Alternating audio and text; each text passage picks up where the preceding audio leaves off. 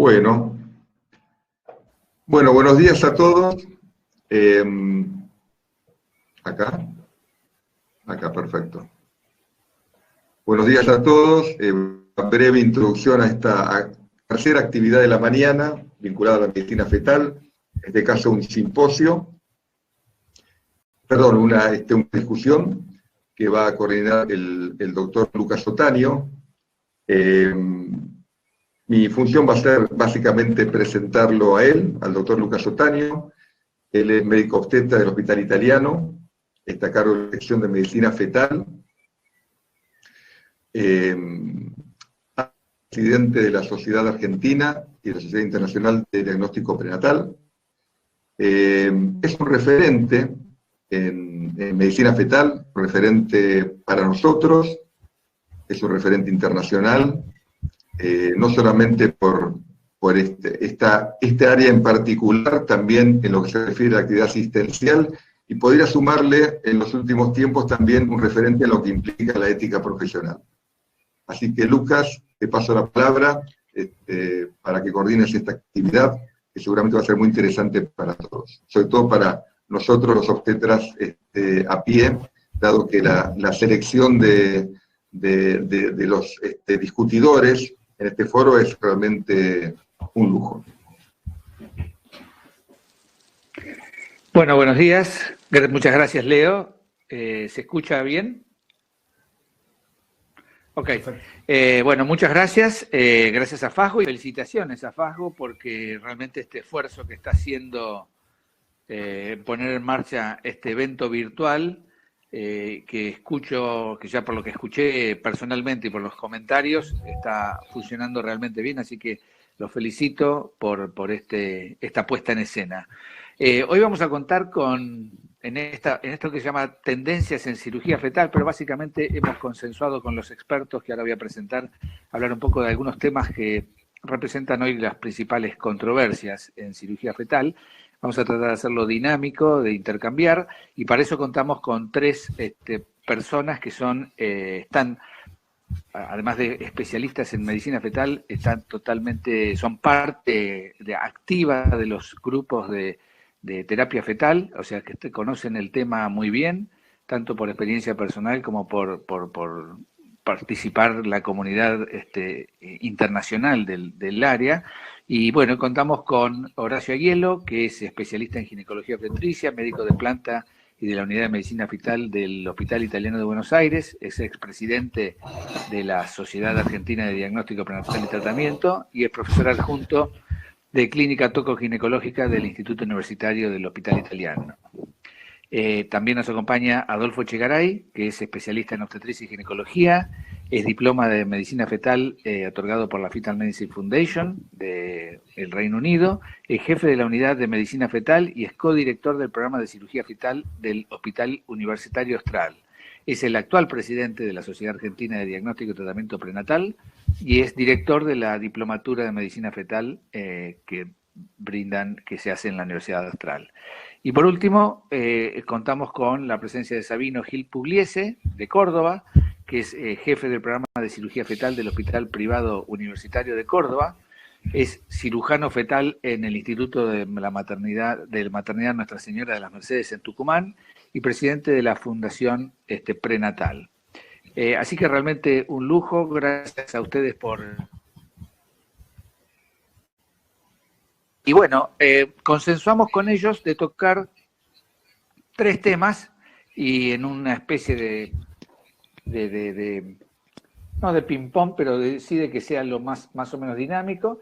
El primer tema va a estar relacionado con obstrucción urinaria baja, o lo que comúnmente vemos a través de, o se llama como megavejiga. El segundo va a ser tener que ver con un tema específico, qué hacemos con los estadios iniciales del transfundido transfusor. Y por último, vamos a abordar el tema de la cirugía fetal de mielomeningocele y las controversias, o potenciales controversias que hay ahora en cuanto a las distintas estrategias de abordaje. Así que vamos a alargar el primer tema, que tiene que ver con megavejiga, o obstrucción urinaria baja, o luto, como se la conoce en la jerga internacional, que que es probablemente la anomalía más antigua que ha sido sometida, o de las más antiguas que ha sido sometida a tratamiento prenatal, o sea, cirugía fetal, y que pasan los años, es muy fácil de diagnosticar, y pasan los años y todavía tenemos que algunas dudas, o yo diría muchas dudas al respecto. Entonces, la primera pregunta, y le preguntamos a Sabino que nos tire las primeras pautas en cuanto a si debemos tratar la obstrucción urinaria baja, o sea, la megavejiga hay que tratarla sí o no, y si la tratamos, ¿cómo es? Como tradicionalmente se ha hablado de una derivación vésico-amniótica, o lo que proponen algunos autores, entrar con un endoscopio y tratar de liberar las valvas. Así que, Sabino, un par de minutos a ver cuál es tu impresión de este tema, la obstrucción urinaria baja. Dale. Gracias, Lucas. ¿Me escuchan bien ahí? Bueno, buen día para todos. Gracias, Lucas. Buen día, Horacio, Adolfo. Un gusto estar acá compartiendo esta discusión con ustedes. Cuando te escuchaba presentarlo, creo que hay una cosa que tenemos que aclarar inicialmente, que es esta confusión un poco entre obstrucción urinaria baja y megavejiga, porque no todas las megavejigas son obstrucción urinaria baja. Esto es una cosa que vemos muy habitualmente y por la cual nos consultan muy habitualmente para ver cuál es nuestra opinión, y la verdad que es muy contradictoria, un poco, no contradictoria en la evidencia, pero realmente no hay nada que haya demostrado ser, que inclinar la balanza como para que podamos nosotros decidir qué hacer con seguridad. La obstrucción urinaria baja, cuando uno piensa en lo que sería obstrucción urinaria baja pura, digamos luto, es una triada que es megavejiga, hidronefrosis y oligohidramnios. Pero esa es la triada típica que vemos probablemente ya en una edad gestacional más avanzada, cuando nos encontramos con esto en el segundo trimestre. Pero en un primer trimestre esto se manifiesta con una megavejiga. Todavía quizás no vemos una hidronefrosis marcada y no vemos el oligoamnios, sino que es una megavejiga. Si esto es un luto, en líneas generales, si podemos establecer que es un luto y nada más, la mortalidad perinatal es cercana al 50%, y de los que sobreviven hay un porcentaje que queda con insuficiencia renal, podríamos decir un 20-30% de los casos de los sobrevivientes, y representan un gran porcentaje de los neonatos que necesitan trasplante, o de los trasplantes pediátricos, vienen de la mano de bebés que tuvieron luto. Ahora, para separar un poco esto de si es luto o si es una megavejiga, porque la megavejiga es parte del luto, quizá ahora que hemos volcado todo hacia el primer trimestre, podemos ir en el primer trimestre y decir, bueno, una megavejiga puede ser un síndrome genético, en el cual hay varios, predominan las trisomías, sobre todo la 18. Hay un grupo que tiene megavejiga en el primer trimestre que después resuelve, que no serían candidatos para una cirugía. Quizá los con síndrome genético no serían candidatos para tratar, y tendríamos que lograr identificar solo a los lutos para poder ofrecerles un tratamiento si es que nos parece que es algo que le va a mejorar el pronóstico. En el primer trimestre aparece la megavejiga y sobre todo nos guiamos por la translucencia nucal, por el screening, un cariotipo. Si hay translucencia nucal normal y megavejiga y hacemos un cariotipo, un screening y da normal, podemos pensar o inclinarnos más hacia que es un luto. O también hay un grupo que resuelve espontáneamente. Ahora, si queda la megavejiga y tenemos cariotipo normal, podemos pensar que es un luto y ahí uno podría ver la posibilidad de tratar. Y hay algunos grupos que han tratado muy temprano, en el primer trimestre tardío, digamos, una vez que logran dilucidar y darse cuenta de que más probablemente sea un luto y no esté relacionado a un síndrome genético o no sea algo que resuelve espontáneamente, y han puesto shunts. Un shunt determinado que es no el doble pigtail que conocemos todos. Otros han tratado de hacer la cistoscopía, esperar un poco más, quizá a partir de las 15, 16 semanas, y entrar con un cistoscopio para perforar esta valva de uretra posterior. Y en el último tiempo también se han presentado una nueva técnica que sería guiada por ecografía, con una aguja, ingresar en la vejiga y hacer una dilatación con un balón que son los que se usan para intervencionismo cardíaco, básicamente. La verdad es que los shunts usados, la cistoscopía y uroplastia con balón, ninguna, como les decía al principio, ha logrado inclinar totalmente esta balanza y mejorar eso que yo les mencioné al principio, que los fetos con luto tienen una mortalidad aproximada del 50% y de los que sobreviven hay un porcentaje de fetos que van a quedar con insuficiencia renal. No hay ninguna de las opciones que haya sido claramente superior. Creo que he hablado un poco, unos 4 minutos, así que dejo. Perfecto. Perdón. Adolfo, ¿qué te parece? A ver, ¿se me escucha bien? Sí. Perfecto. Bueno, no, a ver, yo creo que lo peor que tiene luto es lo frustrante que es, porque como decían, es una patología muy fácil de diagnosticar, de presentación muy temprana y que obscenamente desfila delante nuestro y vamos sabiendo qué va a pasar en la mayoría de los casos sin poder hacer intervenciones que tengan sentido.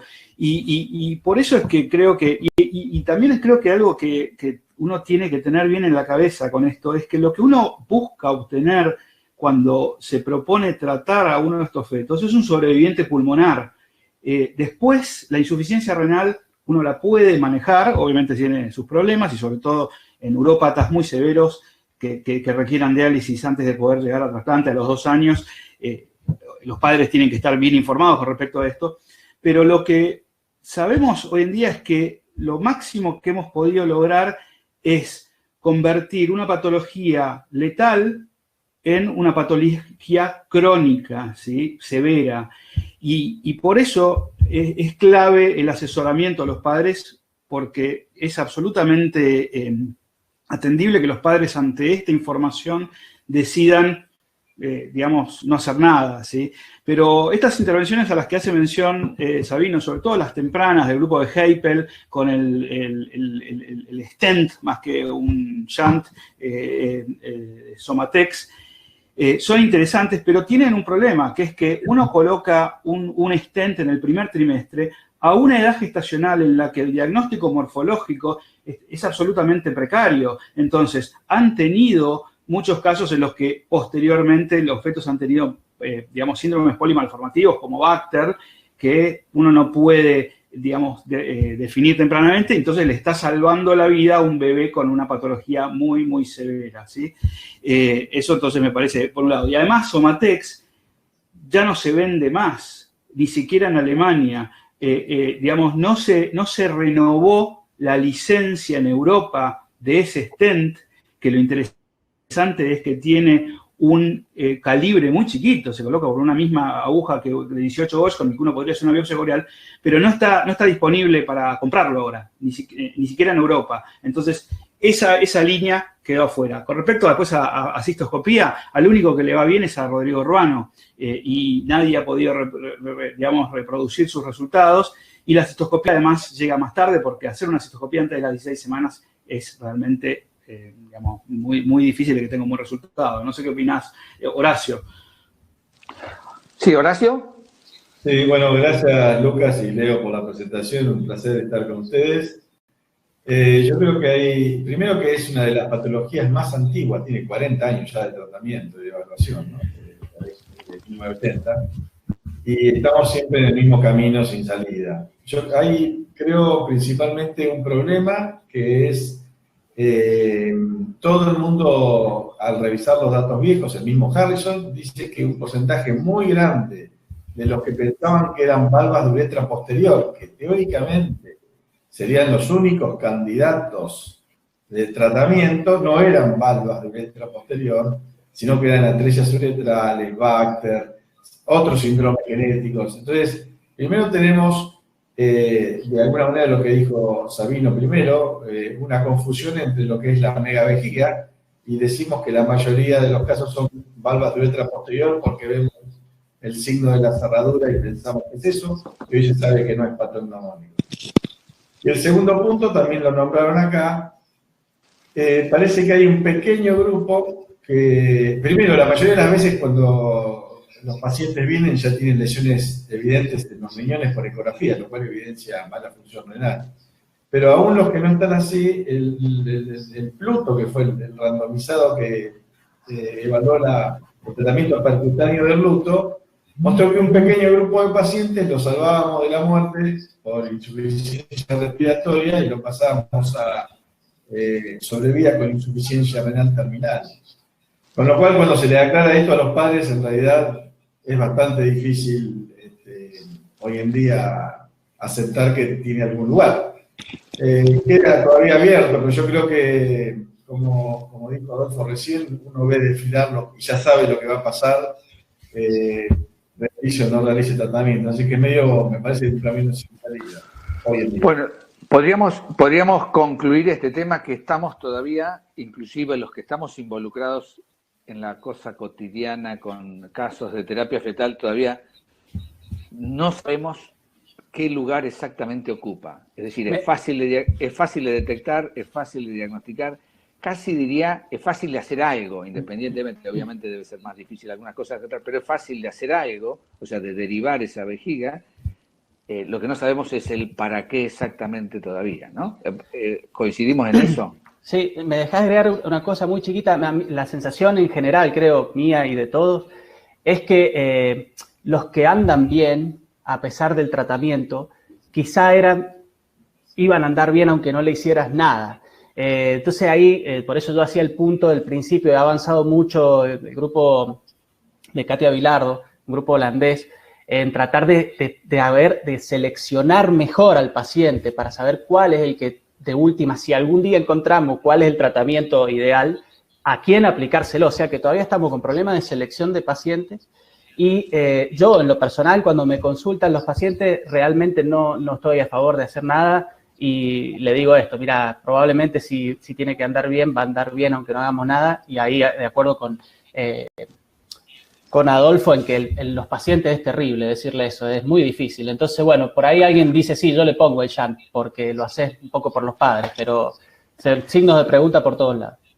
Sí, ese punto que dijiste, Sabino, me parece importante. Es decir, yo creo que la mayoría, tanto Adolfo probablemente y nosotros también, estamos, o sea, es rarísimo, pero rarísimo que son todos, post-asesoramiento no hacemos más nada. Pero es cierto, no sabemos la selección de los pacientes después de 40 años de selección de pacientes, con lo cual, obviamente, no debiera ser un estándar de práctica y todavía, probablemente, de hacer algo tendría que ser en un marco de investigación. Ahora, vos ibas a decir algo. Sí, perdón, que ahí se produce un conflicto porque es relativamente frecuente que los pacientes vengan entusiasmados porque el médico les dijo que hay un tratamiento para esto. Y cuando consultan, uno los baja a tierra y eso resulta muy frustrante. O sea que hay como un concepto general de que esto tiene tratamiento y la sobrevida anda bien si uno lo maneja bien, y con eso vienen muchos pacientes derivados. ¿Coincidís, Adolfo? Sí, porque lo paradójico de esta patología es que se diagnostica temprano, pero igual llegamos tarde.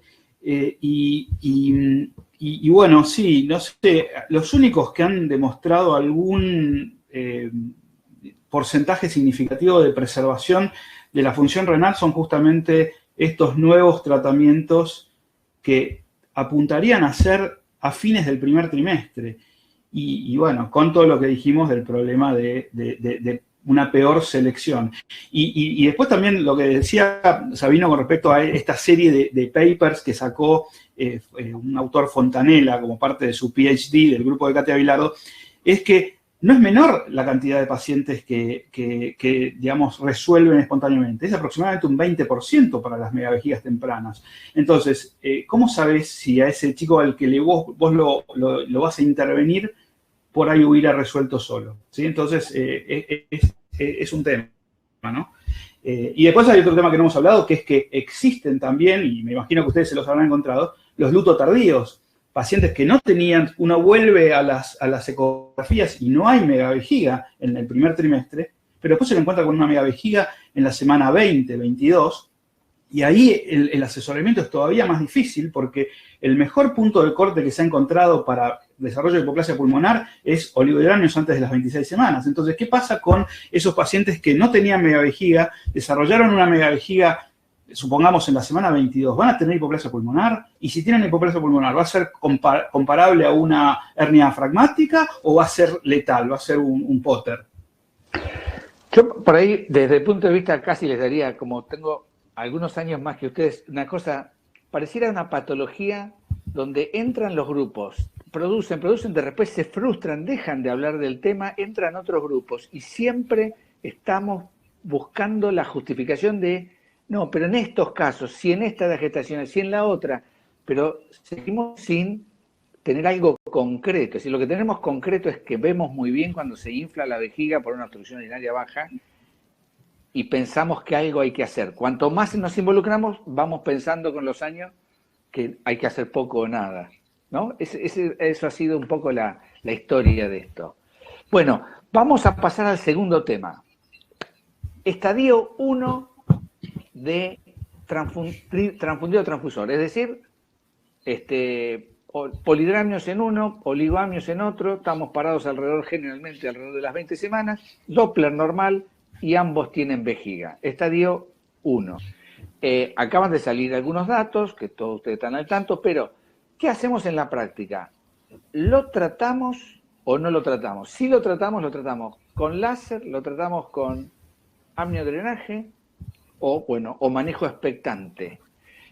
Horacio, introducirlos al tema. Gracias. Desde hace bastante tiempo que se sabe que el tamaño fetal no tiene que ver con el síndrome de transfundido transfusor, que es una confusión relativamente frecuente, y que el síndrome de transfundido transfusor es la consecuencia de un desbalance hemodinámico a través de las conexiones vasculares en los gemelos monocoriales, que da como resultado, como dijo Lucas recién, una severa discrepancia en la cantidad de líquido amniótico entre un feto y la bolsa de un feto y de la del otro.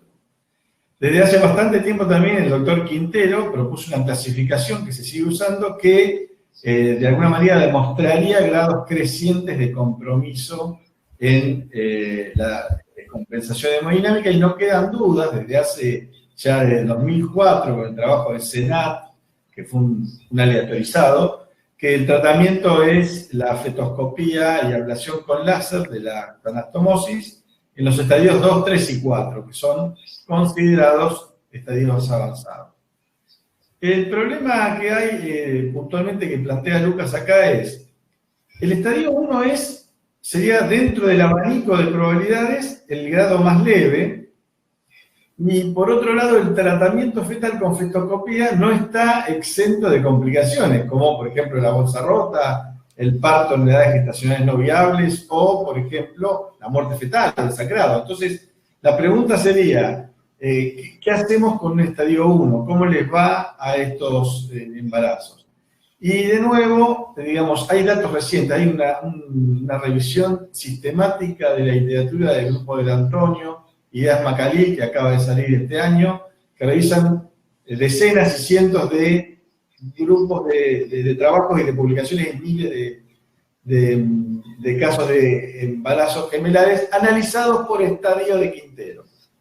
Y el resultado es más o menos lo que está sugerido en la práctica clínica como un consenso, que es que los resultados de los tratamientos, tanto de amniorreducción como de fetoscopía con láser, son similares a la conducta expectante. Es cierto que el trabajo es un trabajo retrospectivo en donde no está aleatorizado la sistemática de tratamiento, entonces es probable que no refleje exactamente la realidad, pero en la práctica es un conflicto porque hay un equipo A entre hacer una cosa o no hacer nada.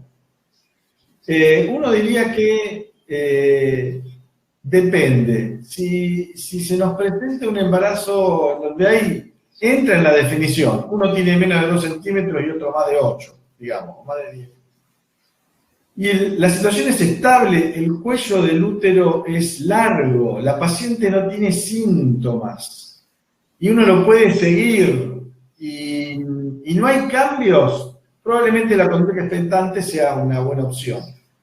Pero muchos de estos embarazos, porque algunos no progresan y hasta se estancan, muchos de estos embarazos vienen con síntomas crecientes por la distensión del útero y uno mira el cuello y se va cortando, y yo creo que eso tarde o temprano puede derivar en una progresión. Entonces, eventualmente en una situación de esa y con edades gestacionales precoces, como la que dijo recién Lucas, de 18 20 semanas, quizás en ese caso, síntomas maternos, progresión del polidamnios y acortamiento del útero sean por ahí una situación donde uno clínicamente considere que es mejor tratarlo. Y finalmente, si aparece, como algunas veces ocurre, un síndrome de transfusor tardío, en donde no hay discrepancias severas en los Doppler, uno ve que hemodinámicamente están bien, y aparece cerca de 26 semanas, no es frecuente, pero puede ocurrir, quizás el objetivo de prolongar la edad gestacional con una amniorreducción sea una opción razonable.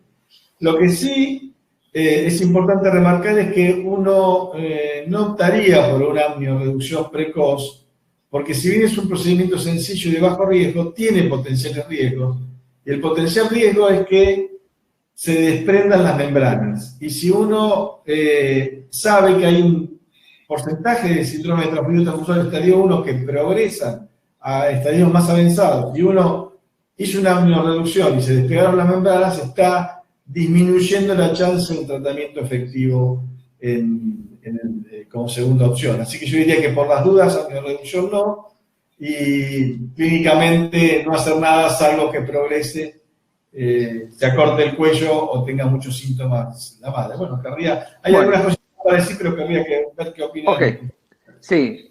A ver, ahora voy a ser un poquito más específico en la pregunta, porque ya salieron los datos aleatorizados de que es tratamiento expectante, es equivalente a hacerlo con, digamos, hay un 60% que progresa, el 40% que se estabiliza, si espero no. Pero ahora voy a ir más específico por ir a la práctica, que es lo que ocurre en muchos centros en el mundo, que lo tratan igual.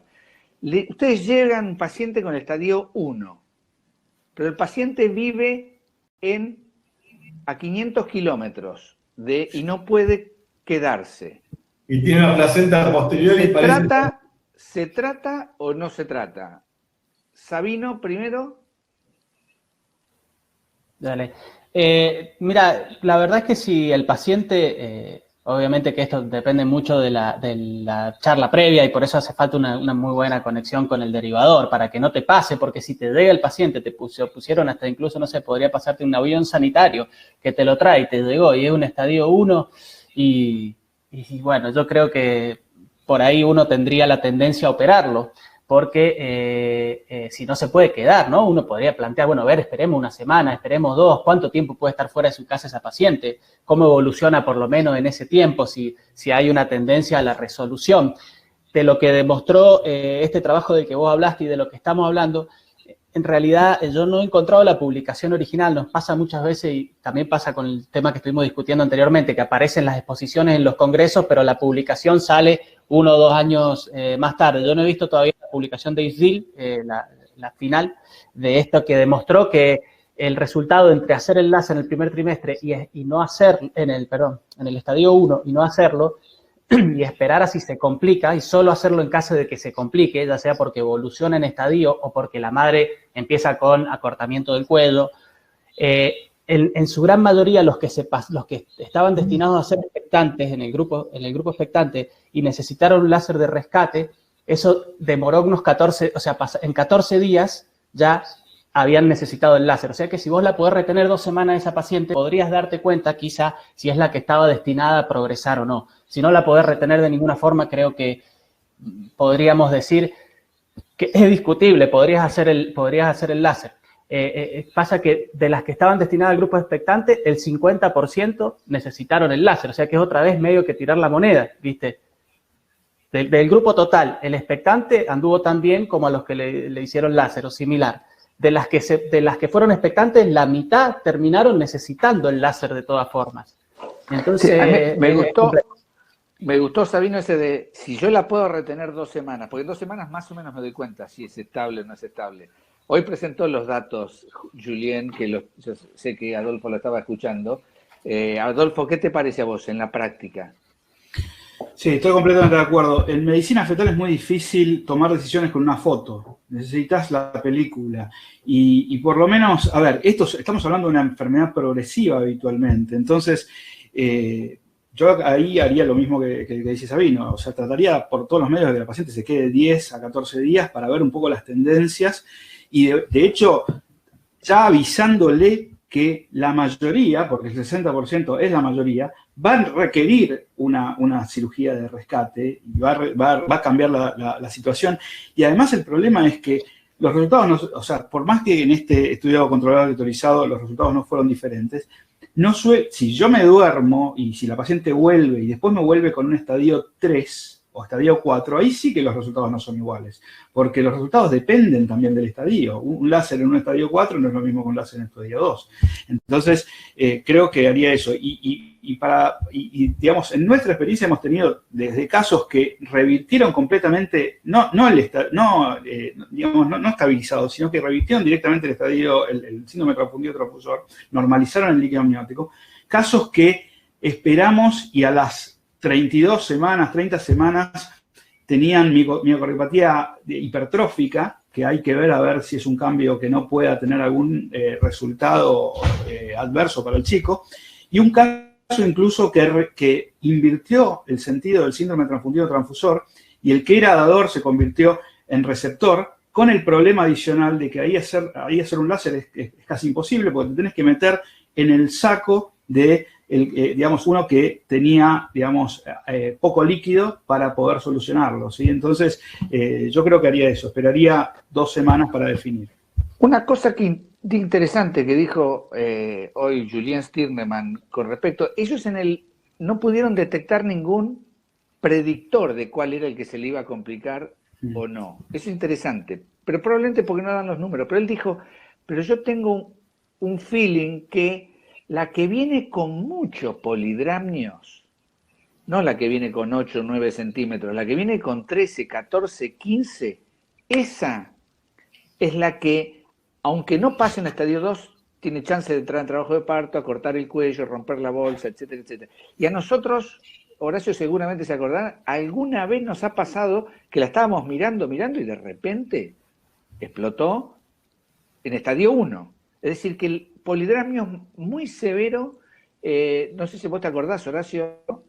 Sí, por ejemplo, de ahí es la base del seguimiento cada 2 semanas y no más espaciado de los embarazos monocoriales, porque uno sabe que se pueden descompensar en forma relativamente aguda. También recuerdo lo que dijo Adolfo recién, una paciente que compartimos, que estaba ya para hacer el láser, y de golpe se restituyó a la normalidad la cantidad de líquido amniótico entre ambos fetos y no fue nada.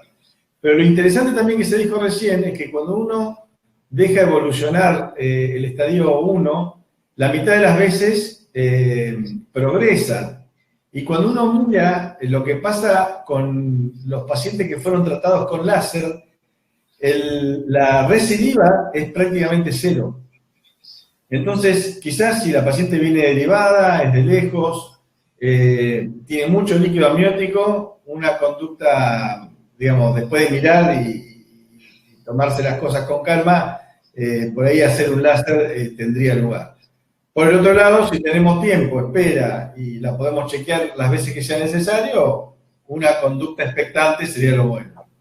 Y por último, uno trataría de mandar el mensaje de que los pacientes que están lejos de los centros terciarios no hagan amniorreducciones los médicos, porque pueden eventualmente impedir un tratamiento más adelante, si se complica y realmente necesita una fetoscopía. ¿Sabino? En base a eso y diciendo, bueno, los que más tienen son los que más probablemente, los que más líquido tienen son los que más probablemente progresen quizá en estadio o te obliguen a hacer el láser porque se acorta el cuello, ese es medio lógico, si tiene mucho líquido y bueno, se le está cortando el cuello, sí un estadio 1, pero se está cortando el cuello, tenemos que actuar antes de que ya no tengamos cuello y no se pueda hacer la cirugía. Y ahí entiendo que por ahí hay gente que mientras están con la paciente, la tienen internada porque la internan y están tratando de derivarla y de mandarla para algún lado y tal, ven esto y ven que el cuello a lo mejor se está cortando, o ven que el polidramio es enorme, ven que la paciente está sintomática por el polidramio y van a sacar líquido, y lo entiendo porque también hay que entender, ponerse de ese lado, por ahí la derivación no es instantánea, y lo que dijo Horacio, que esa es la que más chance tiene de que necesite el láser. Si van a pulsar y van a sacar líquido, que lo hagan lo más alejado posible del feto donante, del feto que está pegado, del que no tiene líquido. Pues por ahí, por la ubicación placentaria, uno dice, está mejor de este lado, y entras rozando quizá al feto donante, y hace una septostomía con la aguja, y esa es la que después hace que pase el líquido, la membrana queda en el medio, y técnicamente el láser se vuelve mucho más complejo. O sea que si se ven en la posición de tener que pulsar, pulsen lo más alejado posible del feto donante. Sí, yo en ese sentido, yo creo que hoy en día con la capacidad que desarrollamos ahora en la pandemia, yo creo que hay que hacer una video con WhatsApp y incluso ayudarlos. Acá no punces, acá no, porque eso es central. Si es una septotomía, se acabó las chances de tratamiento definitivo. ¿Vos, Adolfo, querías agregar algo? No, pero me parece lógico esto de que, a ver, el estadio 1 del síndrome de transfundido transfusor probablemente no sea una sola enfermedad, o digamos, hay estadio 1 lentos y estadio 1 rápidos, y entonces mirar la tendencia, sobre todo yo me imagino que debe ser muy poco probable que esos TTTs que te aparecen, ya lo sabés antes de que cumplan criterios, ya sabés que son TTTs, es lo que nosotros llamamos a veces estadio 0, porque no tienen 8, pero ya tienen polidramios para la semana 16, y vienen subiendo de a 2 centímetros por ahí por semana. Yo creo que en ese caso es muy poco probable que sea algo estable. Entonces, uno puede pagar muy caro, llegar tarde, y esos me parece que es muy raro que sean estables, ¿no? Una cosa que ustedes como especialistas, no sé si hoy me sorprendió, lo dio Asma Khalil, hablando como con el logo de ISOC, de guía de ISOC, dijo, por debajo de 18 semanas, más de 6 centímetros del bolsillo vertical máximo es considerado polidramios. Y nosotros en la práctica ya lo estamos usando en el sentido de que nos parece que es polidramio, pero no lo estábamos usando como criterio definitivo. ¿Qué opinión le merece eso? A mí me parece que, de hecho, nosotros usamos perdón, Horacio, nosotros usamos creo que siempre hay que usar curvas, y usamos las curvas que te permiten programas como Astradia, y no, creo que nunca nos hemos equivocado con el tema de pacientes que tenían polidramios por lo que era el bolsillo máximo vertical para esa edad gestacional, pero no cumplían con la definición clásica de CENAT, digamos, o de Eurofitus. Todos fueron TTTs. Entonces, me parece que esa definición quedó vieja, y es muy peligroso tener definiciones fijas en obstetricia. Nos pasó con translucencia nucal 3.5 hace siglos. Entonces, creo que hay que percentilar, porque hay TTTs tempranos. Entonces, 6 es mucho en la semana 16, y en la semana 14 ni hablar.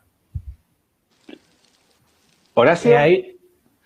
Sí, de cualquier manera, está demostrado que uno de los problemas de los tratamientos precoces es que el pronóstico es peor, por dos razones. Porque si uno lo hace precozmente, probablemente sea más avanzado o más grave el cuadro, pero también la edad gestacional es un factor de riesgo para hacer procedimientos. Entonces, quizás la semana 17, 6 centímetros puede ser mucho, y en la 18 ya va a tener que utilizar 8 como valor de corte. Y por ahí, salvo que esté muy mal el embarazo, uno a veces se puede tomar unos días, un par de días o 3 días, y pasar el procedimiento a una edad gestacional más avanzada, más allá de la 18. Pero bueno, yo coincido que 7 centímetros de bolsillo de líquido métrico en la semana 15, 16. A los fines del tratamiento no cambia demasiado esa definición, porque te seguirías manteniendo en un estadio 1. lo que tienen que entender los que hacen la ecografía es que esto cambia el seguimiento. Y ese valor de corte nuevo, digamos, de ponerlo en 6, porque 6 es el percentilo 99 en las 16 semanas, si vos lo viste en el primer trimestre, tu primer consulta reglamentaria, digamos, como monocoreal, es a las 16 semanas. Tenés 6 centímetros, y no, todavía no es, no, si tal en una semana, no la vuelvo a citar a las 18. Básicamente, para lo que es el seguimiento normal o reglamentario del monocoreal, esa regla de los 6 centímetros se cumpliría para la semana 16 y 18, ¿no? Sobre todo que todos ustedes que tienen el ojo hecho, no es solo los 6 centímetros, es el otro medio estaqueado, ya medio apretado por la bolsa. Entonces ya es una imagen completa. Entonces, en resumen, ¿qué diríamos? El estadio 1 debiera estar cerca del centro terciario donde eventualmente se trataría, por lo menos. Tratar de no hacer amiocentesis y tratar de en el momento que se deriva... Medir el cuello. Ni hablar, perfecto, sí, porque eso nunca está de más la recomendación. Medir el cuello. Pero eso en general uno lo maneja por teléfono con el derivador. Si es que no lo midió, le dice, por favor, medí el cuello. Porque el cuello corto, si no es muy corto, pero si se está cortando, obviamente sería indicación de tratamiento. Y que se quede por lo menos 10 días, un par de semanas, si es un 1, cerca del lugar terciario. Podríamos cerrar con esas recomendaciones generales. No sé si se le ocurre alguna otra. Sí, hay otro punto que es más raro en el estadio 1, que se ha visto para los demás estadios, que es que el pronóstico es peor si hay discrepancia de pesos.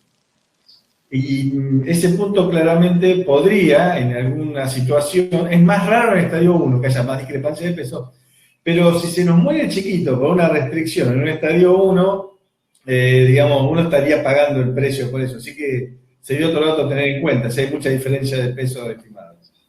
Lucas, perdón, sé que está cerrando el tema, pero yo no me quería meter ahí donde se metió Horacio, pero ahora que se metió no me puedo aguantar decir. Para mí una cosa, estamos hablando de síndrome de transfusión fetofetal pura y sin restricción sobreagregada, porque la cuestión sería, ahí vamos un poco más técnico ya, ¿no? Síndrome de transfusión fetofetal, estadio 1, en líneas generales y teniendo en cuenta todas las consideraciones que hemos hecho, estadio 1, síndrome de transfusión fetofetal, no se opera, ¿no? Se espera. Restricción del crecimiento tipo 1, no se opera, ¿no? Ahora, cuando se te juntan las dos, ¿se opera? Creo que es algo que es difícil de responder. La gran mayoría de las restricciones, según algunas publicaciones, especialmente la de Nicolai, que tiene muchos casos, hasta un 70% de las restricciones selectivas tienen además síndrome de transfusión fetofetal sobreimpuesto, por lo menos la tipo 2, ¿no? Lo que pasa es que ya si es tipo 2 es estadio 3 de síndrome de transfusión fetofetal, ¿no?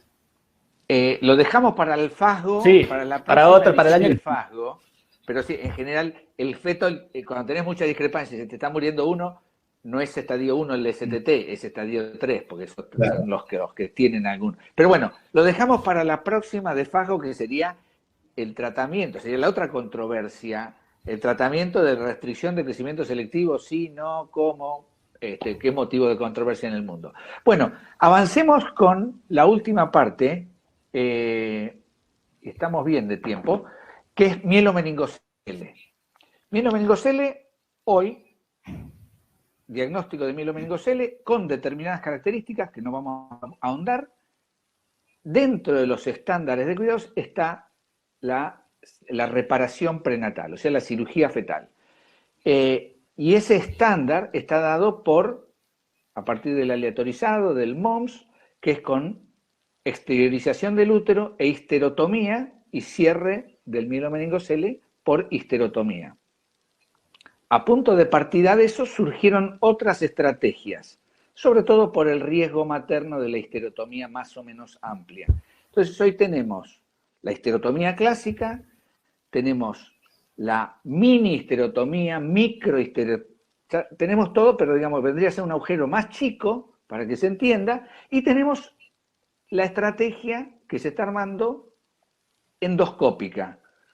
Dos variantes, una es con útero adentro, es decir, como si estuviéramos haciendo un STT, nada más que hay que poner 3 o 4 puertos y operar, o hacer como una cirugía a cielo abierto, como la tradicional, pero en vez de después hacer una histerectomía, poner los trócares y operar endoscópicamente. Entonces, está claro que todo lo que no sea clásico está en evaluación.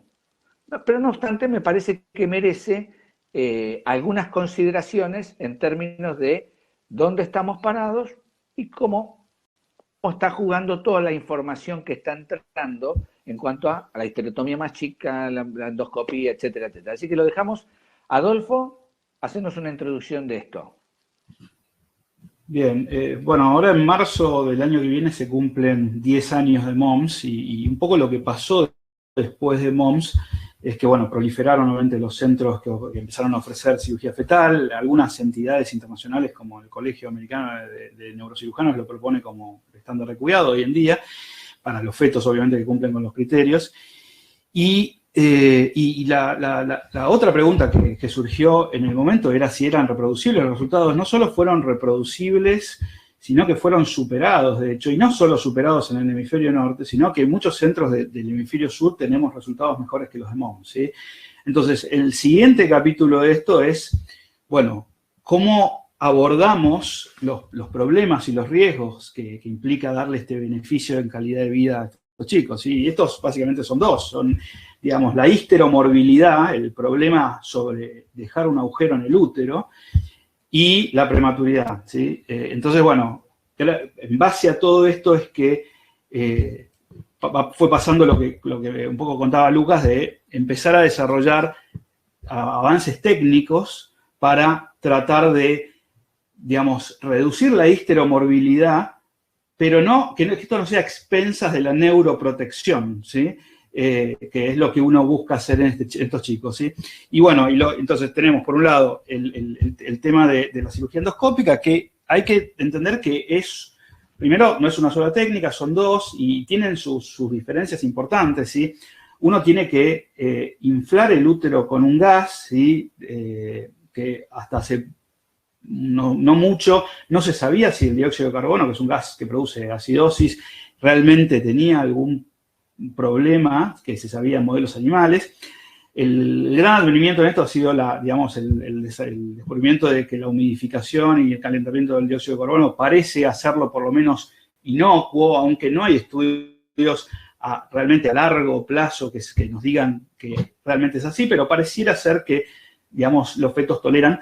Y esto tiene que ver sobre todo con la vertiente con la parotomía, ¿sí? Es decir, la parotomía, porque digamos, en aquellas fetoscopías que se hacen percutáneamente, las presiones de dióxido de carbono son mucho más altas y está bien demostrado que con presiones altas de dióxido de carbono hay mucha más tendencia de que pase ese dióxido de carbono a la sangre del feto, y eso podría explicar en parte por qué los resultados del grupo percutáneo, sobre todo a la cabeza de Denis Lapa, no han podido ni siquiera llegar a niveles iguales a los de MOMS. O sea, llegaron a niveles iguales a los de MOMS en cuanto a neuroprotección, pero a expensas también de 80% de rotura prematura de membrana, que pareciera hacerse que está reduciendo, ¿sí? El otro tema es bueno, todo esto de qué tan chico tiene que ser el agujero, ¿sí? Porque, digamos, en una fetoscópica uno asume que es menos de 1.5 o de 15 milímetros, y después tenemos toda esta nueva tendencia a decir, ¿se puede hacer lo mismo con incisiones de entre 1.5 y 2.5, que es micro, el trabajo publicado recientemente por Rogelio Cruz, o entre 2.5 y 3.5, que es el grupo de Fabio Peralta? Y esos estudios muestran mejores resultados incluso de neuroprotección que algunos estudios fetoscópicos, ¿sí? Y obviamente demuestran tasas de 0% de licencia de la cicatriz. La cuestión después está de si realmente es un beneficio que estas pacientes tengan un parto vaginal, sabiendo que en algunos casos va a haber otras razones por las cuales no las tengan. Y bueno, y también el tema de la RPM, a ver si estas incisiones más chicas reducen el riesgo de RPM. Aparentemente sí, dejando de lado la fetoscopía percutánea. Y bueno, y creo que y hay una cosa más que es una un cuarto grupo de técnicas que todavía son experimentales, dijimos clásica, mini, micro y fetoscópica, que además, bueno, hay que decir que las fetoscópicas en algunas cosas todavía no muestran los mismos resultados en cuanto a lo que es la necesidad de tener que completar el cierre cutáneo, y es una cirugía mucho más larga y habrá que ver a ver si eso tiene alguna consecuencia, que son la aplicación de técnicas robóticas, ¿sí? Eso se está investigando, pero hay dos problemas principales con eso. Uno es el acceso, ¿sí? Imagínense, si en los centros cuesta tener un fetoscopio, imagínense tener un Da Vinci. Y aún si uno tuviera un Da Vinci, el Da Vinci no sirve, porque el Da Vinci es demasiado grande, el trocar es igual de grande que una microhisterotomía. Entonces, para hacer con Da Vinci, haces una mini incisión. Entonces, se está desarrollando el grupo, sobre todo de Ian Deprez, en colaboración, algunos robots que son para ingreso con un solo puerto, pero habrá que ver a ver si eso es reproducible, habrá que ver si eso, el acceso que tiene eso. Entonces, bueno, todavía es una pregunta que no está, me parece, contestada y que va a haber que esperar, ¿no? Buenísimo. Sabino, ¿algún comentario? Reforzar esto que decía Adolfo, de que en Estados Unidos ese es el estándar de cuidado, como que no se cuestiona la utilidad que tiene para mejorar la condición del mielomeningocele. O sea, como que podemos decir que les va mejor cuando se operan intraútero, y eso fue lo que demostró el MOMS. O sea, que eso no está en cuestionamiento, y sobre todo ahora la discusión gira en torno a la técnica. La técnica del MOMS incluso ya ha sido, como dice Adolfo, modificada, digamos, yendo a una mini histerotomía, y permite que uno, esto lo puede decir mejor que yo, Adolfo, que haga algún tipo de fijación de las membranas, que las mantenga unidas durante la cirugía, y que luego suture, y a lo mejor esa sutura de la membrana también le ayuda a mantenerse. Ahora, cuando vos vas a una técnica endoscópica, y que hay distintas técnicas, como decía, hay dos, principalmente hablemos de dos, una que es percutánea, o sea, que se entra a través de la piel, y otra que expone el útero y se entra a través del útero. En la que se entra a través del útero, también hay un intento de fijar las membranas con un punto, porque tenés el útero expuesto en el sitio donde pones el trocar, fijás con un punto. Ahora, la percutánea no te permite hacer eso. Desde la piel no podés ir a buscar el sitio de entrada del trocar para fijarlo, y quizá eso tiene mucho que ver con los resultados, además de que la percutánea, por lo menos LAPA, que es la que tiene más casos, usa una gran cantidad de trócares y un trócar más grande. Todo esto está en constante evolución. Hay un consorcium internacional sobre reparación endoscópica de la espina bífida, de la cual participa Adolfo, y en la cual se juntan a contarse sus fracasos y sus éxitos para tratar de unificar la técnica. Por ahora no hay, me parece, una técnica estándar, aunque la intuición te dice que si se pudiera lograr hacer endoscópico con menos agresión y más chiquito, sería mejor. Hoy se demuestra que si no encontrás una forma de fijar las membranas, tenés mayor ruptura de membrana, y eso te termina perjudicando en el largo plazo. A lo mejor aparece el día de mañana también alguna otra forma de sellar las membranas que no existe hasta el momento y que se ha probado.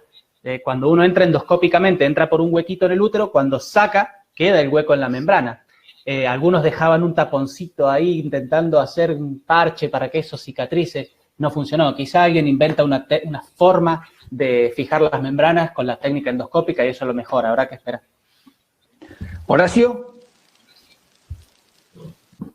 Sí, no, claramente hoy en pacientes seleccionados el estándar es el tratamiento fetal, de eso no hay duda, y el tratamiento estándar es a cielo abierto, digamos, no queda ninguna duda de eso. Por otro lado, cuando nace un chico de estos operados intraútero, el paciente va a la habitación con la mamá, que le da pecho, y después se va de alta, contra lo que es la clásica cirugía, con varios días de internación. Así que eso, además de que el resultado parece ser mejor, realmente se nota una diferencia notable, sobre todo en el periodo prenatal inmediato. Pero claramente la técnica clásica es la que está probada. Pero el tema es que si uno entra en Google, yo lo hice ayer, y pongo fotos cirugía siglo XIX, los tipos estaban de smoking operando. Ponemos hoy lo mismo, siglo XX, y se ve un Ateneo con alumnos arriba y operando a cielo abierto, y si pone una foto de cirugía del siglo XXI, aparecen los robots y todo es endoscópico. O sea, uno va viendo que toda la cirugía se va haciendo lo más mínimo invasivo posible. Así que, si bien eso hoy plantea problemas técnicos, claramente, serían...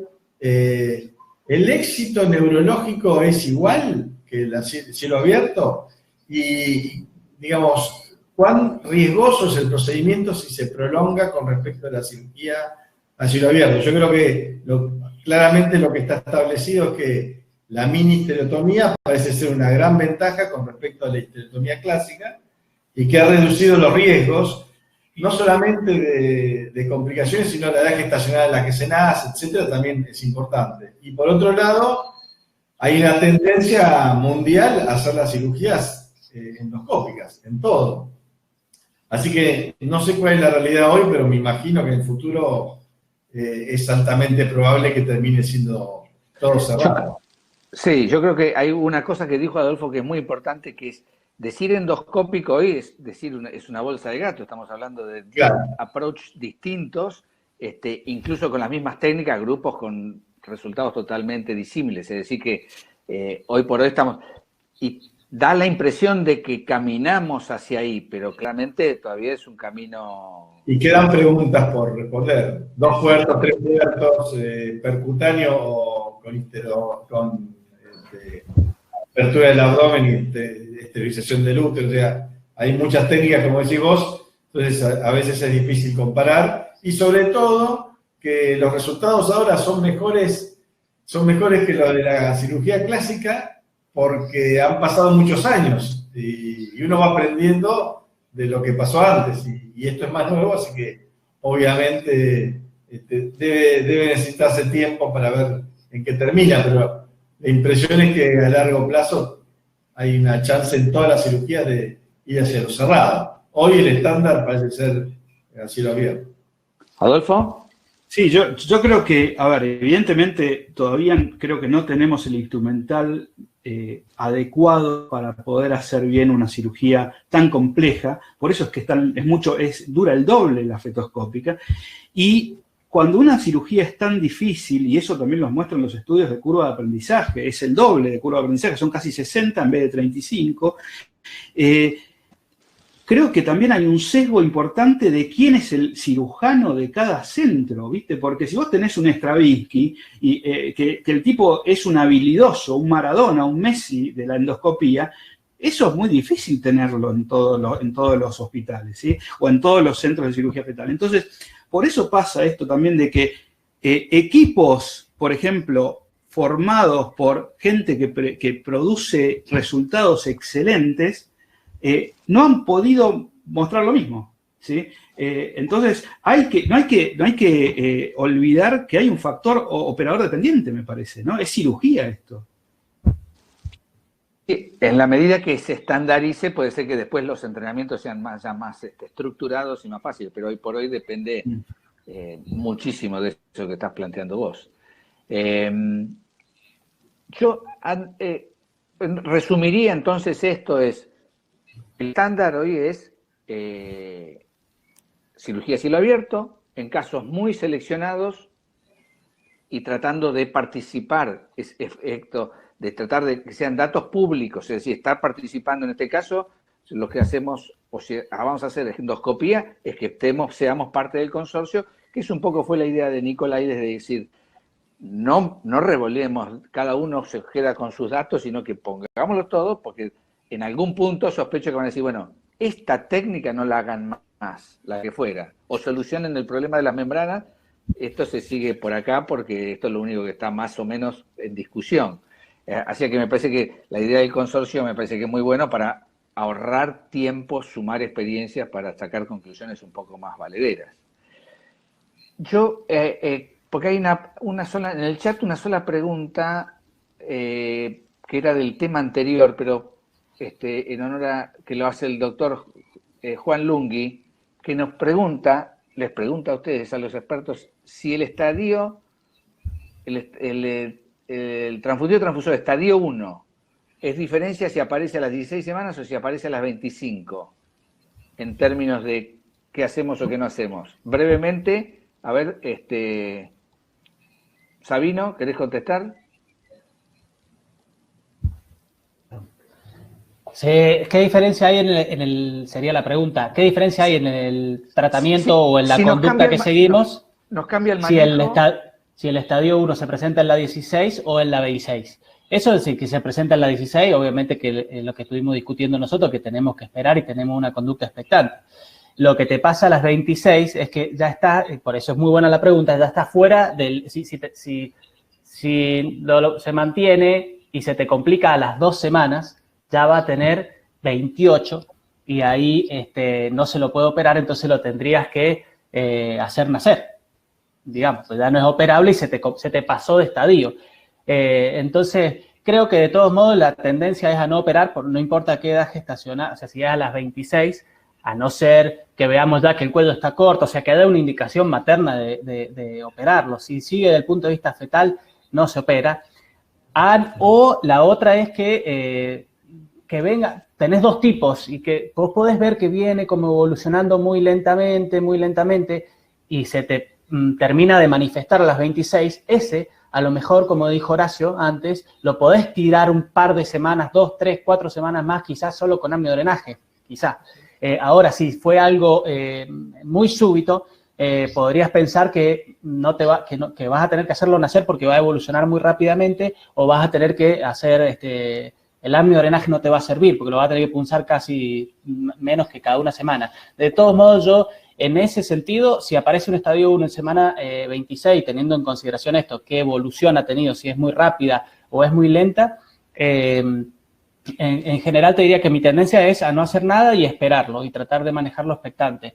También cuestionaría el límite de las 26. Yo lo llevaría un poquito más y creo que hasta las 27. Porque cuando vos decís 26, vas a 26 más 6, ¿no? Yo te diría 27 y consideraría en algunos casos ahí 27 y algunos días que hay algunos casos que pueden ser operables. ¿Horacio? Sí, muy buena pregunta la de Juan Lunghi. Me parece que yo coincido, 26 semanas y uno lo ve venir de a poquito y en este momento el líquido amniótico es excesivo y los fetos no están hemodinámicamente descompensados. Quizás mi objetivo es ganar edad gestacional y si eventualmente se puede manejar con alguna vieja amniodrenaje, amniorreducción, estaría bien. En los semanas 16 no metería una aguja nunca, miraría y esperaría a ver cómo evoluciona y eventualmente si evoluciona peor sería láser. ¿Adolfo? Estoy tratando de pensar si hay algún estudio que haya realmente contestado esta pregunta. Yo tendría, o sea, no lo tengo en la cabeza, pero yo tendería a pensar que es mucho más probable que sea evolutivo un TTTS estadio 1 que se presenta en la semana 16 que en la 26. Por lo cual, obviamente, me preocupa mucho más el de la 16. El de las 26, a ver, hay un estudio del grupo de Greg Ryan que ha extendido la ventana, digamos, de seguridad en la que se hace un láser y han hecho láser como hasta las 32 semanas y por lo menos en el análisis estadístico no mostró peores resultados. Ahí tenés que tener una conversación difícil con los neonatólogos y va a depender de tu neonatología. A ver, muchachos, ¿qué quieren que hagamos? Que nos metamos y con unos vasos que pueden ser así de gruesos tratemos de quemar, o ustedes se bancan un par de chicos que no están sanos, pero que tampoco están completamente descompensados, que puedan hacer en la semana 28, ¿sí? Bueno, creo que estamos, acá el doctor me sabota, que guarda un anonimato ahí, que no aparece, pero me está diciendo que venimos perfectos, ya está, falta un minuto, y estamos llegando, así que Leo, disponé totalmente, creo que hemos hecho un ida y vuelta interesante, espero que haya sido útil para la audiencia, y bueno, todo tuyo, Leo. Bueno, primero yo estoy acá como anfitrión, digamos, agradecerles a los cuatro, primero a Lucas, Adolfo, Sabino, Horacio, porque realmente fue muy interesante. Creo que el formato fue muy bueno porque en algún momento hubo cierto ida y vuelta de algunos de ustedes, que fue para quienes estamos, digamos, en otro lado y les enviamos pacientes y necesitamos de su participación en este tipo de situaciones, que si bien son poco frecuentes, obviamente son de resolución específica y ustedes son quienes los resuelven. Nos sirvió muchísimo. Fue muy buena reunión, muy buenos los tiempos. Así que agradecerles en nombre de FASGO la participación, lo que han expresado, el contenido, el ida y vuelta también, que siempre suma en esto. Y bueno, muchas gracias a todos. Yo solamente voy a dar por finalizada este bloque, que es el tercer bloque de los 4 que tiene estas jornadas virtuales. Decirles que, bueno, ahora va a haber un video institucional que va a seguir de puente y va a haber un break 14:15, por favor, en el link correspondiente de la actividad de la tarde, que todos los asistentes habrán recibido, únanse a la última actividad, que es de ginecología. Así que, bueno, muchas gracias y hasta luego. Gracias. Gracias, Gracias. Leo. Luego. Gracias. Gracias. Gracias. Gracias.